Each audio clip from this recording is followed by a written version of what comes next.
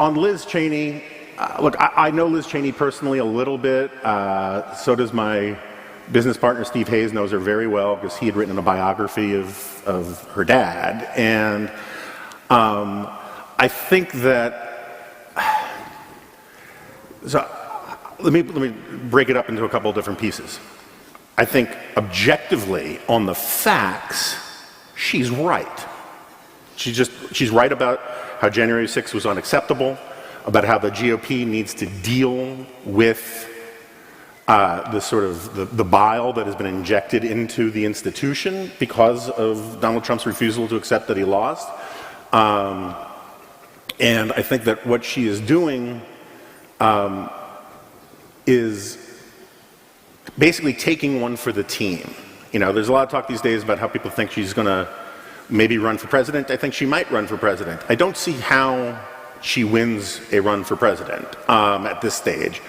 But what is remarkable to me is, look, there are a lot of different theories in the Republican Party about how to deal with Trump.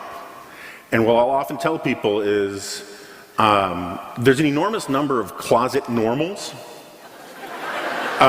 where they will say things to you when there's no camera around that they will never say if there is a camera around or recording advice. And Liz Cheney, let's just be honest, up until January 6th was a closet normal. She was very supportive of Donald Trump. She played the game like Mitch McConnell largely did, of, you know, bobbing and weaving and not wanting to talk about him all the time. And then for her, January 6th was a Rubicon.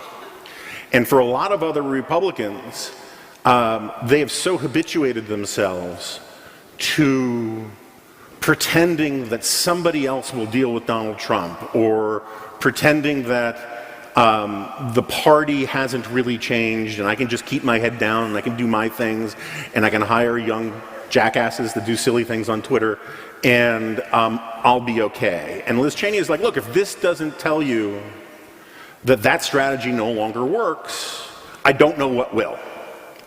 And so on the one hand, I salute her bravery and her courage. I know we're supposed to talk about, you know, courage these days. And I get very, very frustrated with a lot of my friends on the right who will say, look, I don't want Republicans to compromise their principles on important things, but we also have to be practical about political reality. And my view is that if you can't tell the truth about Donald Trump and about what's going on the right, then you have compromised your principles. And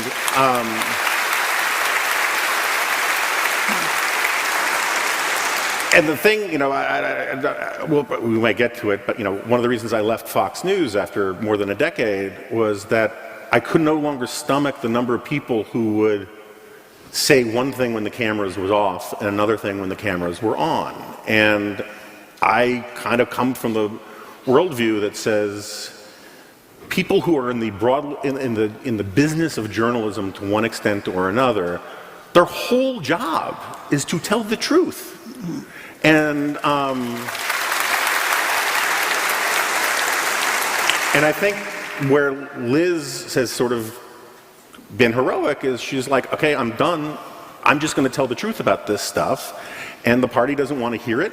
And the sort of entertainment wing of conservatism doesn't want to hear it. And it breaks my heart in a lot of ways. But I salute her courage.